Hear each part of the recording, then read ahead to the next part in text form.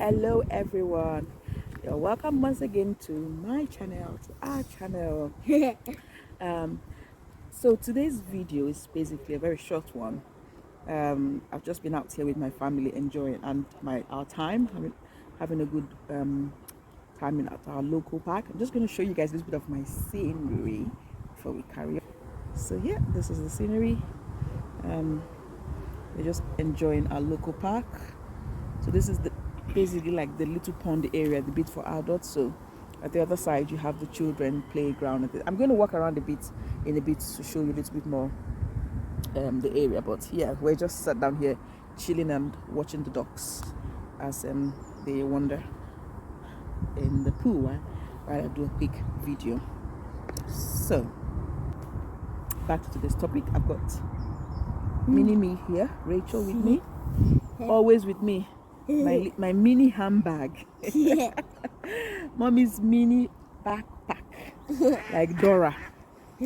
So avoid ignore the noise. The dogs, they're busy quacking, isn't it? They're busy quacking behind us. Anyway, so I want to briefly talk about safeguarding.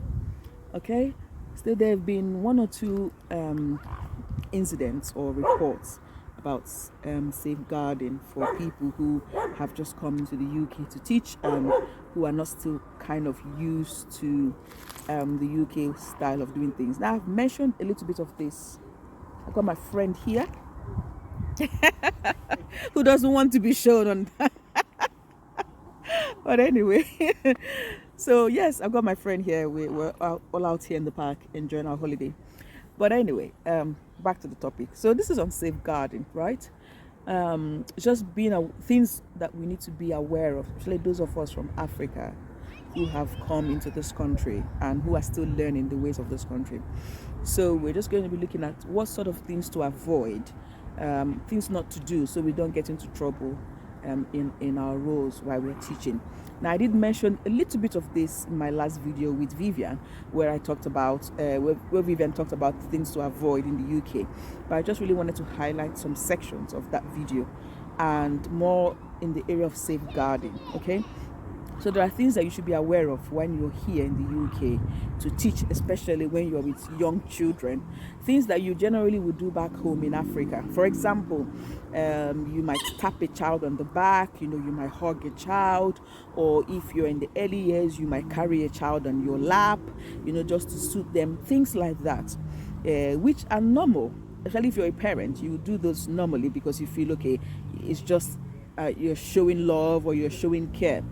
But here it's a no-no, especially having children on your lap if you want to calm them down. Okay, this is the only situation where you have a child. If a child is in distress and you want to calm them down, then you can, not every time, okay, just maybe depending on how stressed the child is, then you can carry the child on your lap to try and calm them. But most of the time you just kneel down eye level with them and you talk with them to try and calm them down. But all that body contact, hugging, carrying on the lap, all of those, it's a no-no. So you need to be super careful, tapping them, holding their hands, things like that. You need to be super careful, okay? And in order not to get into any problem, I would say don't even do it. Now it may feel a bit awkward, a bit strange, because as an individual, your first instinct is to hug or to hold or to pat. But you just have to put at the back of your mind that it's a no-no, because you might be crossing a line that you're not even aware of. So for me, the best thing to do is, I would say no. Still very careful. So that's another thing. Then another one is your phone. So having your phones in the classroom, or maybe giving your phone to a child to take a picture of you, this is another safeguarding issue that should not be taken lightly. Okay, so even using your phones to take pictures in the classroom, absolute no. Okay, and I think there was an incident where somebody got into trouble because they had given their phone to a child. This is a secondary school child. So the person was like, oh, please just take my phone and can you take a picture of me? And then the child said, no, I'm not allowed to do that. And of course, what happened the next thing is the child went and reported, oh look, this teacher gave me their phone and asked me to take a picture of them. And that teacher got into a big problem, serious problem. Now this is the teacher's phone, quite all right, You're only just asking a child to take a picture of you, and that is a big safeguarding breach. Because if that child had done that, maybe the next time you should take a picture of me when I'm naked. So you see where we're going. So that's why you have to say no to certain things like that when it comes to schools. Another thing is, again, what you say. So we have to be very, very mindful of what we say. So calling somebody, oh, hello, darling. Sometimes we do that. Hello, darling. Hello, sweetheart. Hello, sugar pie. It's a no in school. Okay, so be careful of the language that you use when you are addressing children.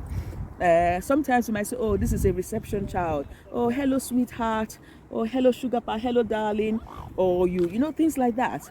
It's not for us in the UK. That is a big safeguarding breach as well. If you want to refer to people, refer to them with their names. Oh, hello, Charles. Hello, Megan. Hello, this, rather than having to say sweetheart and all of that. So that's another thing that you need to be careful. That is a safeguarding issue or safeguarding problem when you get into school. Now, I didn't mention previously your phones as well. So as well as using your phone to take pictures or asking people to take a picture of you, just using your phone in the classroom as well can also be a safeguarding issue, because there might be, people don't know what you're doing with your phone. You could be doing anything with your phone. You might be taking a video, making a video, and people will not know. So it's they usually say, and I have this sometimes. I have friends in Africa who will call me, and I'm like, oh, it's my break time, I have to go soon. And they were like, yeah, carry on with the call, or you can talk to me in the classroom. I'm like, no, that does not happen where you're here. You can't do that. So your phones are usually in your bag from when you start work at 7 to when you finish at 5, or maybe when the children have left the classroom. Or if you want to check your phone, then you go to the toilet, or maybe when the children are in the classroom, you can check your phone. But having your phone in the classroom, again, is another big issue, because you might be making a video or without the children knowing, and then unfortunately you go and post it on social media. Another thing, so you have to be very careful what you post on social media as a teacher. Okay, you have to be really, really careful. Number one, you never take a picture or a video of your classroom with children in it and put it on social media. That is a no for safeguarding. And secondly, what you post as an individual, on the internet, you also have to be very, very careful about that, because your employers will check, and if your employers are not checking, news fly very quick. Okay, so you have to sort of streamline whatever you say, check it, make sure that you sieve it before you say it or you post on the internet. And same goes for your colleague at work. Okay, so a lot of time I've talked about children, but the same goes for your colleague at work, adults. Okay, now, so I've also had this issue as well sometimes, where I'll say something out of sincerity, okay, without any meaning to it. But because for my culture, it doesn't make any difference, it doesn't mean anything. But for an Englishman, it's very different. So what you think, what you might say that is normal in Africa, for an English person, it is a no. So sometimes I've said something, and people are like, what? Did you just say that? And I'm like, what did I say? What did I say? So because of that, I'm very, very careful what I say to my colleagues, okay, as well as to the children, so that I don't breach any safeguarding rules. And then of course there's a whole lot more of safeguarding, which I think I will delve into in another video, because I think my children are getting itchy. We need to go and explore a bit more. Beautiful, and my friend as well. My friend is waiting so that we can carry on with our exploration. So I don't want to keep everyone waiting. So let me take you on a mini walk. So yeah, but those are the few things that I wanted to mention today to do with safeguarding, and then I'll come back. I'll come back next week for more. Somebody say hello. Hello. And say bye. Bye. Say hello and say bye. And yes, we'll come back for more next week. See you all. Enjoy the sunshine, and I'll catch you soon. Bye. Can I say bye? Bye. Hey, I wanted to be in the video. You wanted to be in the... Okay, so with me I've got Gabriel, my very special boy. Gabriel, say hi. Hi, I guess. Yeah, so we're out with Gabriel and his mom, a very good family friend of ours, and we're exploring our local park and having fun and having picnic. Actually, it was Gabriel's birthday yesterday and my daughter's birthday yesterday, and today is my son's birthday. So we're out having a picnic and enjoying our time to celebrate these beautiful and amazing children that God have given to us. Right? You enjoy your day?